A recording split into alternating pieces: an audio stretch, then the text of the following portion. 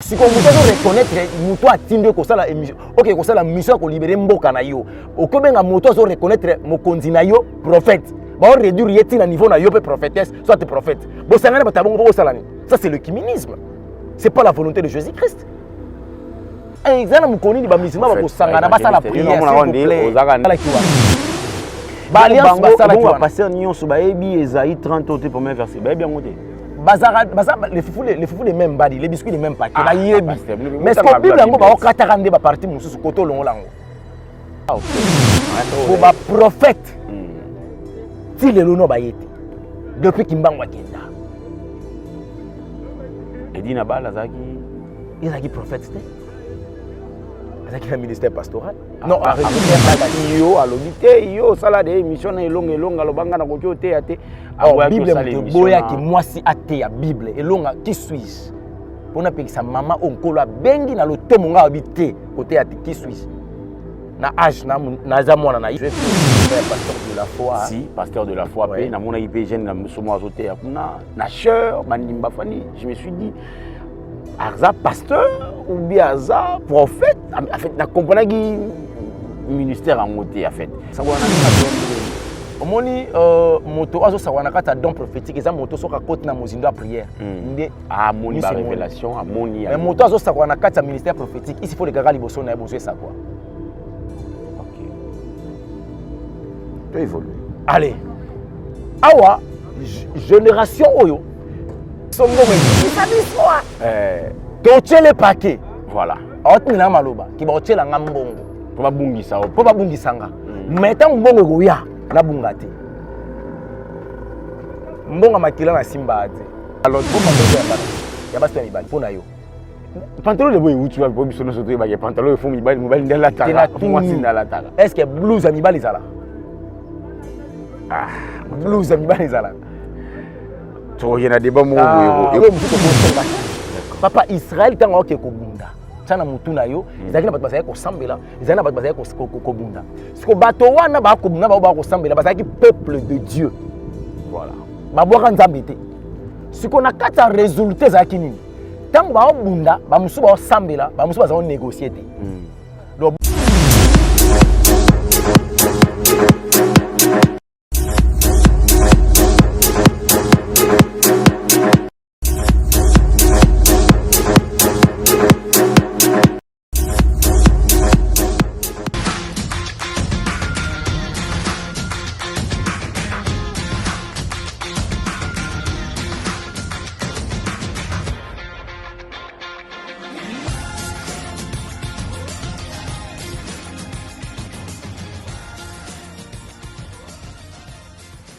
Abonnez-vous, activez la cloche de notification et n'hésitez pas non plus à liker la vidéo. Voilà, comme ça. Voilà, l'actualité nous appelle, le devoir nous oblige à être devant vos postes téléviseurs. Très chers amis, très chers Internet, vous êtes si nombreux à nous suivre de partout en ce moment. Vous êtes à Washington, vous êtes au Pékin, vous êtes au Singapour, vous êtes en Afrique du Sud, vous êtes ici à Kinshasa, la République démocratique du Congo, en Afrique centrale. Un grand merci à tous nos téléspectateurs de GK News Télévision. Vous êtes tellement nombreux à nous suivre. Abonnez-vous, likez, partagez et commentez cette émission. Voilà, c'est bel et moi votre humble présentateur de cette émission. Je suis de retour. Directement, je profite de l'occasion pour saluer mon sponsor officiel. Lui, il s'appelle... Coupé. Voilà. Tu as coupé après. Voilà. Lui, il s'appelle Moïse Lukombo, Makilaba champion. Hier, il était l'homme à la Mercedes. Aujourd'hui, Azako Chola, c'est Kochola. Un grand merci à vous, Moïse Lukombo. Depuis Paris, je vous salue. Aussi, un grand merci à Maneroutou, Azuli Bawa Rolanda Bisso. On va essayer de mettre carte sur table. Comme je l'ai dit à chaque fois, noir sur blanc, le point sur les i. On doit vraiment essayer de certifier un peu certaines choses qui tournent mal, mais les gens n'arrivent pas non plus à comprendre. Aujourd'hui, on va essayer de mettre carte sur table avec un homme dédié, avec un évangéliste. C'est avec lui qu'on va essayer de décortiquer notre mission par rapport à Marambo Ezo Legacy. Chaîne d'absurde un peu standard.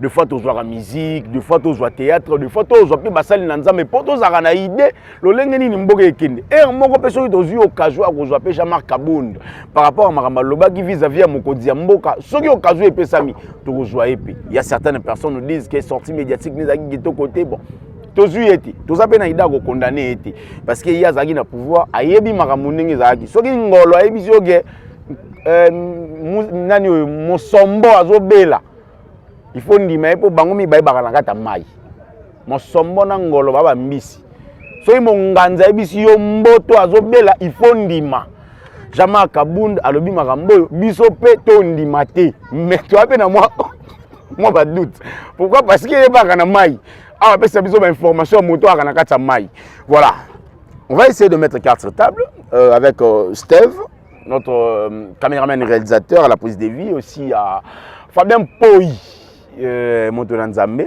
Libandia kokola se kokola voilà afungola biso dans un musali Nzambe comme ça to meka osola voilà bonjour papa.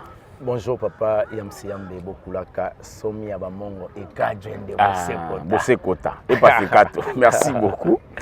Et tout ça, le lot n'a étant donné que nous avons Batalayo déjà, Mbala déjà. Et le lot Yambi le quoi Moto Nzambe. Yenge Bene Ndenge Boza Moto Nzambe, évangéliste. Et la Bible a dit celui qui reçoit un serviteur dédié dans un qualité de serviteur dédié, il est béni lui et sa maison.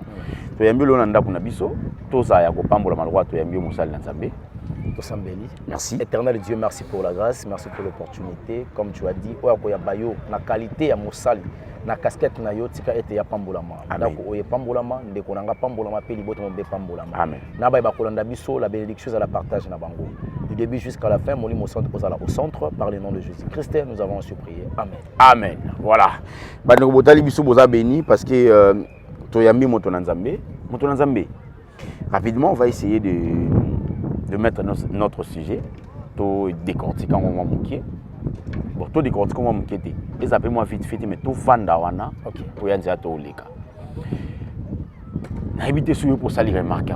Aujourd'hui, il y a tellement beaucoup de prophètes, il y a tellement beaucoup de pasteurs, il y a tellement beaucoup d'évangélistes, de docteurs, des apôtres. Mais plus, non, on a plus, il y a des prophètes. D'abord, phénomène des animes, exactement. Phénomène des ali, le diable a travaillé par rapport à Bafan.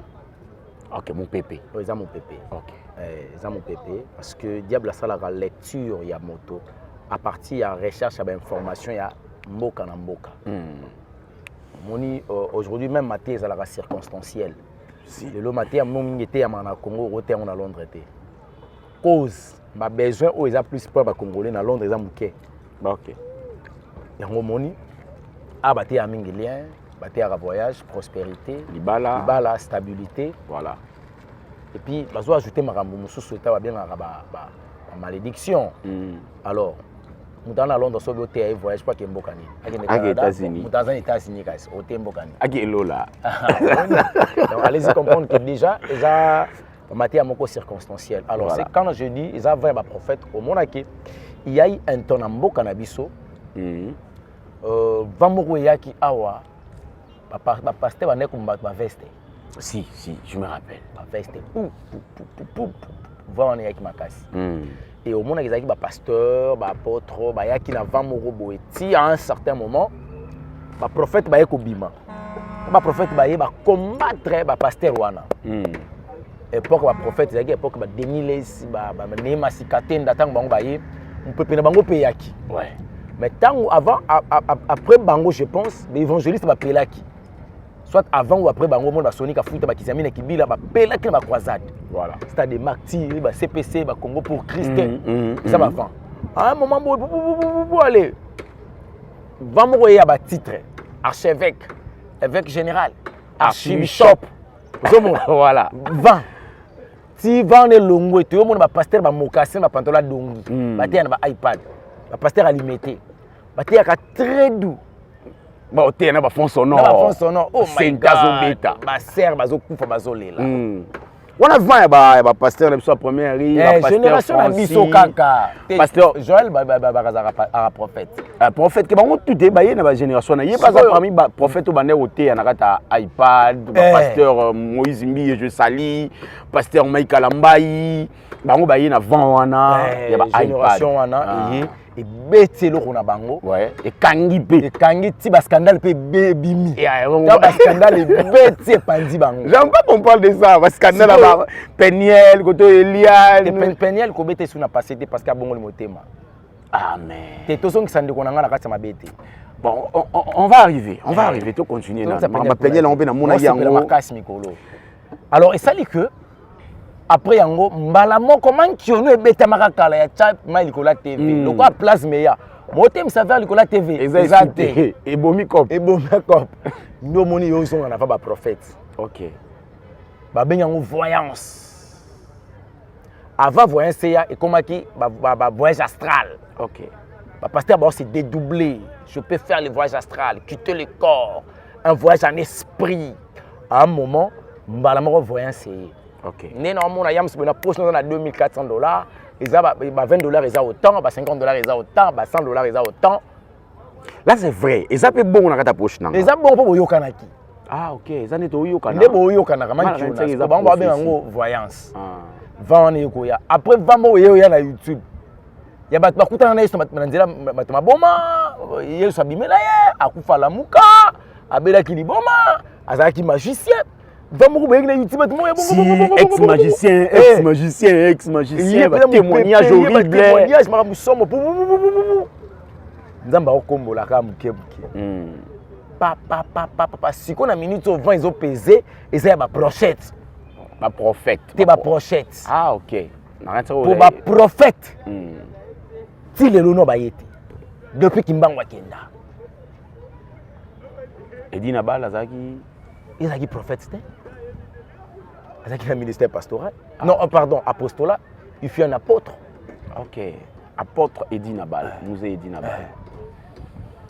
Quand on parle de prophète, après Simon Kimbangu, il n'y a pas eu de prophète. Mais ceux qui bayaki mais basaki a baye banate. Basaki exposé dans médias. Mais ils ont vu des choses, ils ont dit des choses le latin zoto. Mais dans ma génération nyonso.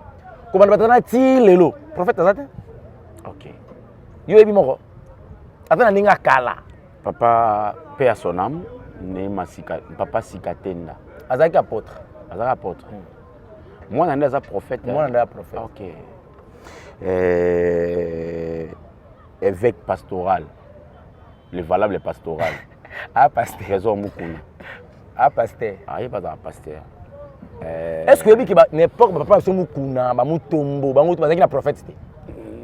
Non, Micheline Chabani n'est pas un pasteur. Quand tu as cité le ministère, pour moi, ça a un ministère. OK. Je sais que maman linga ngote pour un message moi jawana. Ah ouais, na ngape na yoka yango mama ngaka sala émission na journaliste moko boye tango yebisiye tchana ta la chaîne au sala ka regretter makasi yo alobité yo sala des émissions na elonga lobanga na koki ote ate awa bible mte boya ki mwasi ate ya bible elonga qui suis pona pekisa mama onkolo bengi na lotomo nga habité côté ate qui suis na âge na za mwana na ye tamusu leki na ye tamusu ministère ya banda vanga na vie sociale lekinga peut-être na ba fidèle baza pe belé ko nga na ko ya ko interdit yendeni te ma commune de Pekisi yango pe na telemeli. OK. Ko tchaka basi tellement motali ba ministère pour bible loba yango te ke moi ça na ministère tel. Ah ba prophète yango pi te bazate bazana ke ba Jean Oscar Kibila ba évangéliste ba Sonika Futa ba évangéliste ba Kabundu Ali ça ba évangéliste Mukuna pasteur ya ba ça prophète te pasteur Mukuna. Tellement qu'il y a Oumeli a comme ancien, il a bien évêque. OK. Si quoi Oumeli va comment bien être évêque? C'est ancien.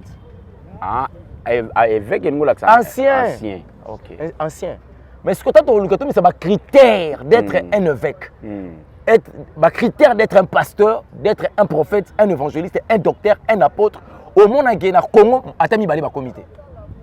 Dans ma génération. D'accord. Par rapport à déroul bina bango, il a qui que soit babanda qui nzambe batiki nzambe, soit bazara nzambe te ba parasitande na kati makambo nzambe. OK. Parce que le long de tout le monde ba mwana mora 12 ans a oteya na peso monde ba vidéo yango déjà. Mwana mora 12 ans azoteya vidéo yango na mona yango wapi na lukango. Ba tshela biso yango bon nga mona ki papa na biso alendele. Dans mon équipe, on a un jeune frère, Azo Théa. Et je vis aussi pas pasteur de la foi. Si, pasteur de la foi. Ouais. Dans mon équipe, jeune, Azo Théa. Nacheur, je me suis dit, Arza pasteur ou bien Arza prophète. En fait, je comprends que ministère en côté, en fait. Mais tant Azo Théa, c'est probablement possible. Il y a déjà devant centaines de personnes. Effectivement, parce que la Bible me dit dans le livre de Joël, chapitre 2, verset 28. Omoni makamwanzambe papa Yams, ils n'ont pas cité. Et comment a passé on bengote. Si on a besoin de passer ngelo bagen kolo Yesu anayo. Donc yende muta wasala ki yo oyeba na ko récit. Joël 2. Ozomona.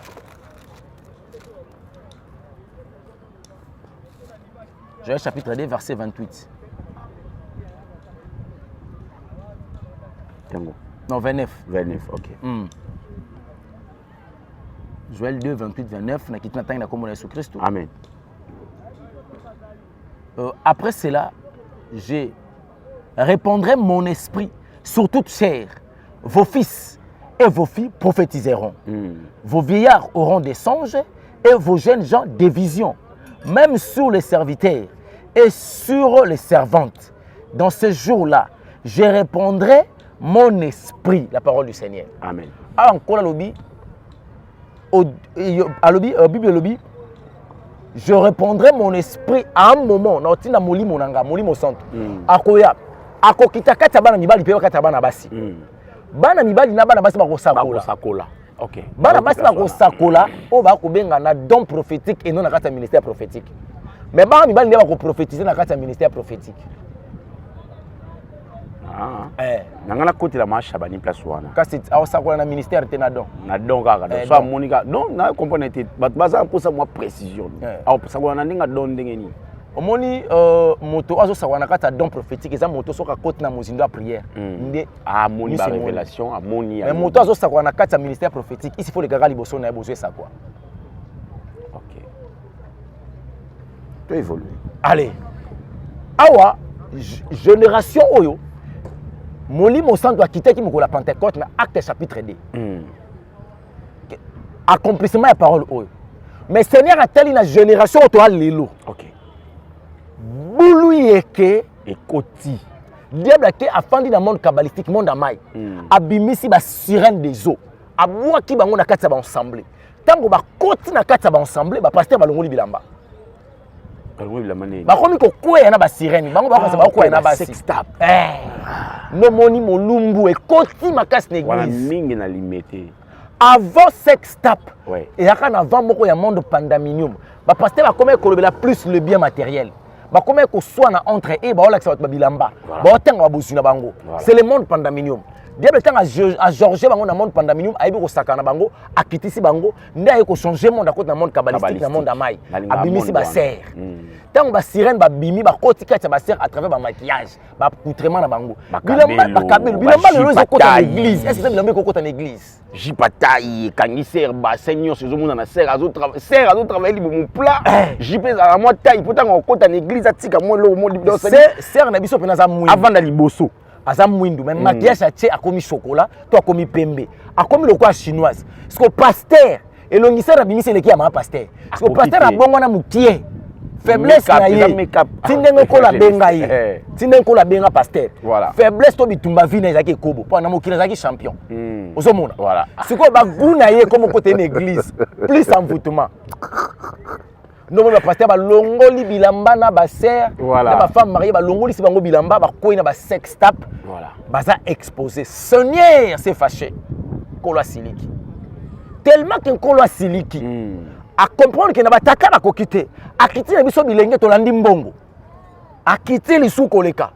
Ah mais ça une nouvelle génération. Et cette génération ezo ya sikoyo na va mususu pour na ko faire asseoir la parole au vrai sens du mot. Yango moni papa l'aîné le ana garçon moko boy. C'est un serviteur. Nzambali misana na benga garçon. Un serviteur azana moins de 13 ans. Papa Jean-Paul Mayata un garçon moins de 13 ans. C'est ça. Génération c'est quand on a zobimisa. Parce qu'il a comprendre que batata na tout. Li pengwi moko na biso. Ata pagano, ta bazaki pagano na pezaki opengwa bongo te. Voilà. Siko Et là, le bien, c'est qui c'est moi qui est. Dans le monde kabbalistique, il y a un monde de la sirène des eaux. Babimi va continuer l'église. Va continuer l'église. Va ensemble. Nous on va pasteur va sentir. Va quitter va pasteur Bilamba. Bilamba. Excusez-moi pour le thème, balongoli pasteur na caleçon. Oui. Allez, pasteur abanima qui on a na ba sœur. Ouais. Ba église en opé mingi bandeko o ba monaka biso, ils a plus na limité. Il y a bandel pezali, bandel pezali, ba koto ba bon marché pezali, c'est belé. Quand on vit bandel la moni ba mon église. Ouais, ba cause la gaé. Il va cause la. Nabi bandal. Te bandal, au moins tango ba bandel nga moni maman ACK ya pasteur Mukuna. Mais si ko nga na bi ya pasteur Mukuna Chibola a cause la ka pasteur Mukuna. Makambo wana kutunga yebi yango te parce que nazaki témoin te. Wana ma ba to belé ba beta libako pour na paswana Ekibumba psaume 22. Voilà. 91. Ah, psaume 91. Ekibumba. Psaume chapitre 1er. Ah, chapitre 1er. Voilà. Ekibumba et confrère. Voilà. Et là, ils ont ça là, ce que moi, qu'on réfléchit au métier. Monde kabbalistique où ils continuent à être ensemble.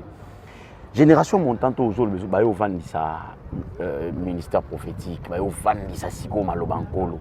Vous avez piégé dans le monde kabbalistique. Vous avez piégé parce que le diable a sauté là. Biso tango ngata ngilonga na ye. Na kuta ke bande ko musuli boso na. Na ye pe na génération moko.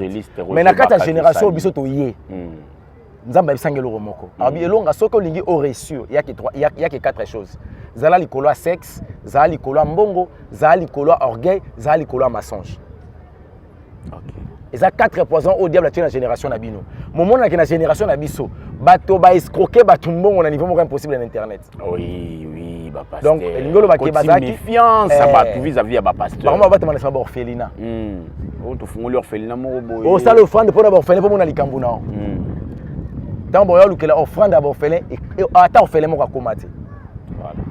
Ata 1000 francs comme la orphelin ngote. Autant que Boliam Bon, on a combo ya bana moko boy, bana na ba obika bonheur wana te yo kota na malédiction, le ministère est aux ala étouffé. Alors, bano bazoya. Et le ngana ko yebisa bango sanko le ko la bisenga. Voilà. Baza likolo sexe, baza likolo mbongo, baza likolo orgueil, baza likolo mensonge. Voilà. On kola lo bité ba lo baté. Voilà. O ba yebité ba c'était. Et puis pour ba reçu, il faut pas braver la paix. S'il faut aussi melonga na nzoto ko yebisa elonga tango ayina simbe ya bango na sona nzoto ke tate loko ezamabe tate loko ezamabe tate loko ezamabe eluka ba problème mais loko kana yebi ke nazaka na appui moko na sima yango da yaka. OK. Et puis eyeli na nga wana na oya pona sunga bango. D'accord. Soki ba boy talinga te so ba bomanga se ke ba simbi charge makila na nga akelola. Et puis la plupart ba serviteurs de Dieu ba kufaka na boka bato. Ah d'accord. Siko point mon souci yango il y a émission, je crois que deuxième point à attaquer. Ba pasteur baza mo ebele na Kinshasa, mais ba o baza ridiculisé apparemment, ba o baza renommé, passez-moi les termes. Plus bas à la renommée, plus bas à ridiculiser. Mais il y a certains pasteurs aussi o baza renommé, mais baza non ridiculisé. Mais la vidéo n'est ça. Au moins pasteur au peut ça respect au il y a ça non les sous monter mais voyez biso keba pasteur mon goût dans la première il y a auto synthèse pasteur à muneni mais vu que je à synthé adapté chanteur à balapé moi c'est à chanteuse sert pas à chanteur pasteur pas à chanteur de l'Éternel bango mi balé ba kota na ministère ba comment côté mais pasteur à synthé c'est une rate église. Et puis, mon temps au poids de Maramouane, il est pasteur. Ah, il s'est la vérité. Plus loin, les sous pasteur, mon nez, les sous. T'as vu la Kinshasa? Bon, il y a une vidéo, il y a 21 minutes. Bandeko bazanango, ba pesa ye, ba tindela mbongo, ba tindela vidéo, ba pesa biso vidéo wana. Pesa biso mbongo, to tindela vidéo to supprimer. Et comment ils m'ont belé pour ne pas citer leur nom parce que je n'ai pas vraiment de précision. Est-ce que Lélo, on peut traîner dans Makambo en tant que les enfants de Dieu, en tant que les hommes de Dieu? Non, Makambo yo ezali encore une voie de distraction pour aveugler encore les enfants de Dieu. Ah ouais? Parce que quand on reste là, ça signifie l'évangélisation, ils ont sous-propagé. le temps passe. Quand Christ reviendra, Batouana, ils ont reçu le mandat, ils ont reçu la mission. Il y a comme Malibota dans la distraction. Voilà. L'olenga a distraction, ils sont bolongo à bilamba. Tant bolongo bilamba beaucoup de distraction, ma casse, ils vont s'intéresser plus. Et de plus en plus, ils traîner wana, tant ils ont les cas. Voilà. Mettre na bango ko surprendre bango. Voilà. Nga na ko bango to kelina bango li fait. To tumba mana moto. C'est la mission du diable na ba depte na ye. Papa, koka moitié. Comment expliquer Batouba na renommé saka bateau nde bazo za la ridiculiser? Est-ce que renommé ngo saki Nzambe? Nzamba tombo na sima ridiculiser yo. Le pasteur Msuba lobi pe. So yo ozolo baka o jijara biso. Yo ba commission na section nani yo azana ngoso yo ozana ba maîtrise. Bongo bakanisi na suki bo. Oh, na suki te? Ngala okende. Je ne passerai jamais inaperçu na kasa mabele o. Et surtout mabele mboka nanga. Et loko bango ta musu akoka kité. Ezaleka kozala likolo ya bosui. Nga na yebi elo abenga moni nzala na yebi yango. Donc ceux qui prennent na kati ya botomo minzala eza vie na yebi yango. Voilà. Il y aura pas du nouveau chez moi. Pasteur mo atindelanga maluba pas c'est clavé ce witch. Absabi ah.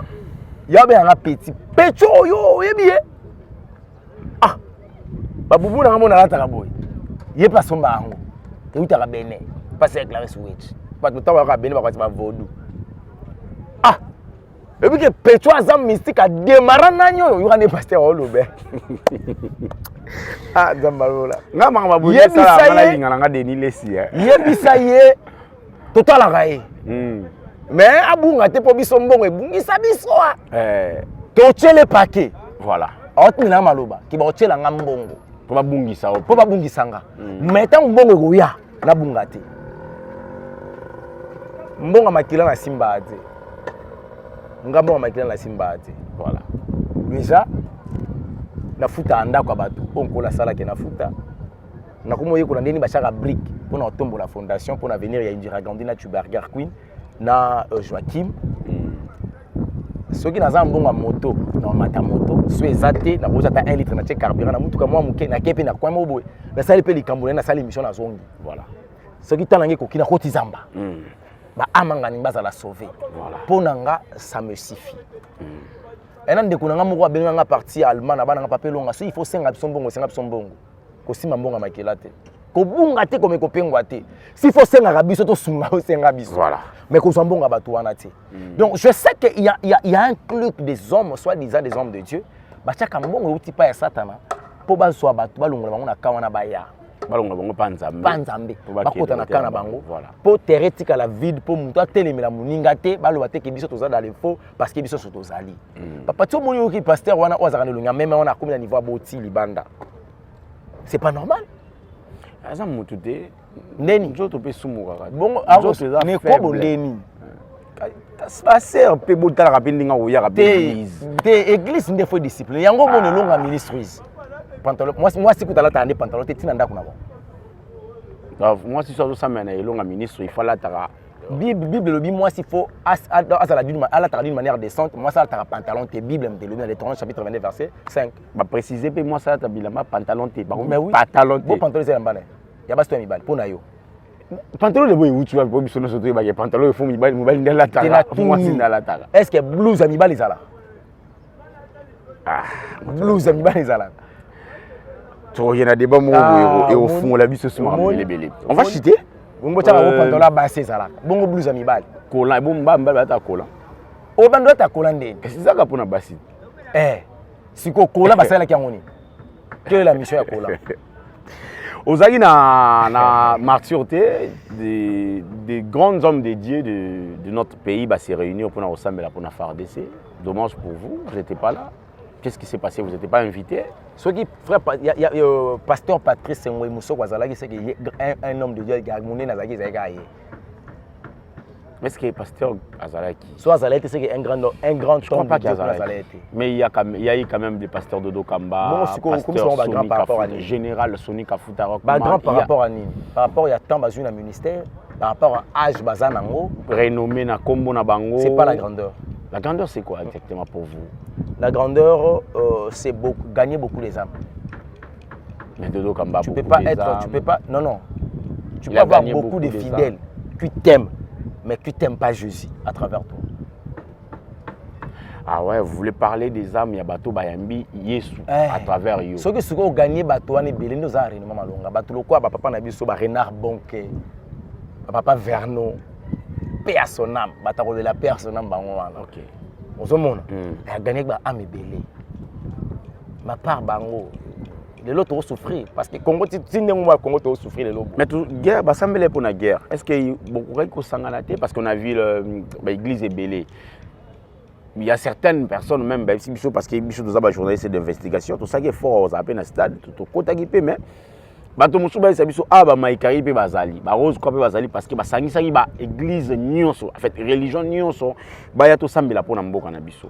On a vu des musulmans, chrétiens, catholiques, généraux, les colonels, il y a armée d'Isali, il y a major, il y a capitaine, il y a lieutenant. Cette fois-ci, tu pensais quand même quelque chose de positif. Comment ça? C'était l'initiative liée par la compassion et l'amour de la République. Mais ce n'était pas une instruction ou une recommandation de la part de Jésus-Christ de Nazareth. Comment ça? Est-ce que vous avez auteur et Marambouana, Aïbisio qui est Nzamba à Koutanagi Nazareth? Nazareth n'a pas ça à Naïti, Nazareth n'a pas ça au monde à Marambo, il soit Tindenge et Salima. Yesu jamais continue à chrétien comme un musulman pour ensemble, surtout les musulmans comme Nzambe zana bananga Allah elingolo ba Nzambe na ki arabe Allah na lingala Nzambe na français Dieu ndenge yo za boza homme eza kombona homme eza communauté homme na lingala mutu est-ce que mutu eza kombona eza nature ozali oyoza parce que kombono eza yams Nzambe kombona eza Jésus-Christ Nzambe eza le roi homme.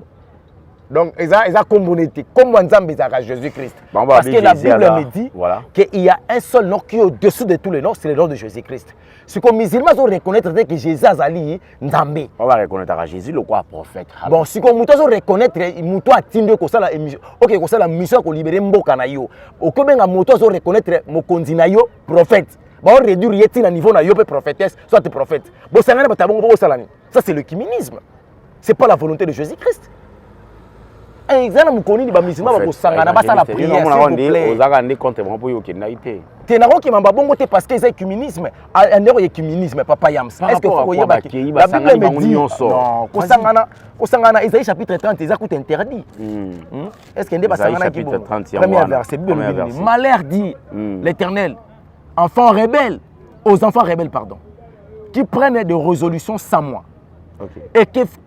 Et qui font des alliances sans ma volonté, c'est pour accumuler péché sur péché. Ok, donc il va s'engager dans cette bonne accumulation, il y a des sommes, il y a des téléméliens. Azana katikuna. Résolution basala kiwana. Ba alliance basala kiwana. Pasteur Nyon Soubaebi Esaïe 30 au premier verset. Ba bien monté. Bazara les foufous les mêmes badi, les biscuits les mêmes paquets. Ba yebi. Mais ce que Bible ngo ba okatarande ba parti mususu koto longo lango. Raison za nini papa Yams. Mais la Bible dit, quand 2-3 personnes se réunissent dans mon nom, je suis là. Bon, musulman qui n'a compris. Qui n'a compris Nzambe. Bon, chrétien qui n'a compris. Ah. Voilà. Si on retourne à Batata, on a yaki. Batata, on a yaki parce que dans mon délégation, la confession religieuse, le représentant nango, le chef de la confession religieuse, le côté papa de l'eau comme on bandit. Bande konapsa armée d'Isali, bande konapsa qui mangiste, ba imam, ba côté na mulongo, ba yaki ko assister, tu ba yaki ko participer. Yango pe question imam azanga tapi imam azanga tapi asambela ndenge nini parce que tout le monde qui place la mission va assembler été c'est parmi aussi nos questions nos inquiétudes. Je vis notre maman à 6000 drapeaux à Congo il y a ça qui prière la personne on Nzambe il paraît Nzambe ça qui a organisé le quoi à 6000 drapeaux à Congo ba telemisi mampinga ekolo ba ko sambela prière ba sala ils prière zo mérité pour na Congo prière au Congo la confession du péché et demander le miséricorde de Dieu. OK. Toi ne le musu to ko sengate. D'accord. Papa Israël tanga oke ko bunda. Tana mutuna yo, ezaki na bato bazaki ko sambela, ezaki na bato bazaki ko bunda. Siko bato wana ba ko bunda ba ko sambela, bazaki peuple de Dieu. Voilà. Ba boka Nzambe te. Siko na kata résultat zaki nini? Tango ba bunda, ba musu ba sambela, ba musu ba za négocier te. Donc biso soki faut soutenir FRDC to yebisa mokonzi mbo ko négocier na Kagame te. To bunda pour David Bamba libanga pour Goleta Koya. Pour David Goleta. To bunda biso ko to bino bo bunda biso ko to sambela. C'est comme ça to longa. Voilà. Parce que biso to sambela. FRDC zo bunda. Mokonzi mbo ko négocier. Nzambo ali kana voine. Il y a négociation, to na va ko gagner Rwanda. Voilà. Papa Yams, au moment où j'ai prière Rwanda et mabete. Quand tu portes l'amour de ton pays, et ça malam ko sambela. Voilà. Mais au sambela banane, le fond c'est quoi? Je vis même de maman veuve. Banani nasi. Au sambela. Au sambela ba tu tout le nasi. Mais ce qu'on a vu intimité. Pour ma maman veuve, chapitre 5. Sunganga papa Yams, pardon. Intimité, Romina Souka, mais intimité. Ah, intimité oyo. Ah. Ça va combien?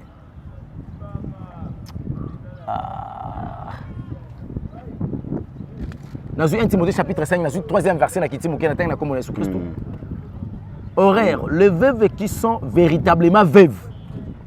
Si une veuve a des enfants ou petits-enfants, qu'ils prennent avant tout à exercer la piété, ça signifie bolam, envers leur propre famille. Voilà. Et à rendre à leurs parents ce qu'ils sont reçus d'eux, car cela est agréable à Dieu. 5. Celle qui est véritablement veuve et qui est demeurée dans l'isolement, mais son espérance en Dieu et persévérance nuit et jour dans les supplications et la prière. Mais celui qui vit dans le plaisir est morte. Quoique vivante, déclare-leur ces choses, afin qu'elles soient irréprochables. Voilà. Si quelqu'un n'a pas soin des saints, et principalement de ceux de sa famille, il a renié la foi. Ah, bien le bébé, genre va vivre. Si on a qui te montre que vivre pas à la vie, pas à l'âge de 60 ans. Bon, à la véritablement vivre. Bon, ce qu'on fait le mal la 30 ans. C'est vous avez vivre, mais l'église te resongote. Vous avez un pasteur qui est sous. Ok. On a un pasteur qui est dans on a un pasteur qui est dans la musique. Parce que vivre, on a véritablement vivre, on considérer, on a le face à l'isolement. Espérance na nuit et jour, c'est à Dieu. Et puis na ba prière. Si on va vivre ba yaki ba maman nanga. Si on a 59 ans, prière na Nzamba yogi. Bible pesa na belé. Voilà, parce que tu considères évangéliste. Tout comme on a souka émission comme vraiment na souka ba ça biso chito kita. Ba ne onon so bazuli ba kwa kolanda biso lelo, ba retenir nini ya malamu vis-à-vis de makambo sur le bien. Le logo on a retenir ezaka ke so ba pasteur ba comme ko ya lelo ça parce que monde kabbalistique ils a bougé. Parce que tant le enseignement satanique ba balinga ngote. Oh, c'est pas monde ebeta bango. Fait que ba na ba enseignement sur le enseignement satanique peut permettre ba comprendre que avant o ifona ki mangobo. Voilà. On a répété on est long ngaza la répéter na bango. Est-ce que vous aurez répété au coup na ba vie yango et banandeni balinganga te. Voilà, ça est fini pour aujourd'hui. So tout bango na sala bango on a manqué nani. Non, manqué dans la Bible. Voilà, ça est fini pour aujourd'hui. Vous êtes si nombreux à nous suivre de partout à travers le monde. Motonanzambi et Monsieur Sili, un mot de la fin pour aujourd'hui. Mais c'est pas Molanzambi parce que génération voilà. Asikanzamba Tindi. Voilà. Tout soutenir les jeunes serviteurs on Zamazo Bimisa et biso bato to kamba ba jeunes serviteurs wana. Tout la ba nzela biso to bungelité. Total isa bango te son ke biso ko ya bino boko ya te boleka boy. Mais beaucoup de savons na kata vie na binoté parce que beaucoup risquer vous allez souffrir na malédiction parce que vos génération ya sika on Nzamba Tindi. Voilà. Et puis yo moto zo ya sika nkola bengi il faut ko yeba ke po ozala Eli, po ozala Samuel, il faut ka mingi Eli. Ok. Okoyi kozana grâce koleka Eli, mais Eli là oyebi so que ça c'est la voix de Dieu. Voilà. De père que lobi po bunga parce que ba te belé grâce e bungi sa bango. C'est ça. Excès de grâce mutamu mona ka leki tata a. Nzamba voilà. Entre la mort et Jésus-Christ, moko ya liboso, on ne sait pas quand est-ce que moko koya et puis tout s'est préparé pour un rendez-vous qui toko yeso zo la biso. Si Jésus-Christ n'a pas revenu sur la terre, yeba ke tokozanga te komonana, ce qui doit peka boli biso te. Que Dieu vous bénisse. Voilà, ça n'est fini pour aujourd'hui. Vous êtes si nombreux à nous suivre de partout à travers notre chaîne. Un grand merci à la prise de vie, c'était Steph qui était là, aussi à Fabien Poyi. Un grand merci à vous, très chers amis, très cher Internet. Un grand merci à lui. Il est mon sponsor. Moïse Olokombo Makila champion. Hier, il était l'homme à la Mercedes. Aujourd'hui, Azak Ochola, c'est Ochola. Merci beaucoup pour la confiance. Aussi à l'ADG, Madame Josiane Nkombo. Un grand merci à vous pour la confiance. Très chers amis, on se voit prochainement dans le numéro Asika. Et tout l'an d'actualité. Tout l'an prophète, évangéliste, pour tout le monde qui actualité, ça m'a pasteur. Tout l'an d'actualité. Soyez POP, na limité. Problème est Ali. Tolandela. Pasteur Marcelo, komi tungisa mana otende na mulioka ki bato ba oloba oh bota bana bandundu. Quelqu'un m'a dit bana baza bénédiction ba utaka directement epanzambe. Donc bana na yo baza ba bénédiction na yo papa. Oh bongo soki ya mutaboti balbino c'est pas empêché na créer balbino. Pasteur akoma ina mo ba undiri ko défendre ngo à la télé nga isale nga mo bien ta komi ko beta lisolo ndenge ni na mwasi na yake ndaka ko tala orphelinat moko boya kutaka bandundu. Non, pasteur Walo. Aza palbinos. Voilà. Maza parmi ba pasteur oyo bana moi crédibilité. Crédibilité ça pour ça de moi. Parce que délivrance peut qu'on a comme $100. On va en parler. Voilà. On se voit prochainement. Merci beaucoup. Bye.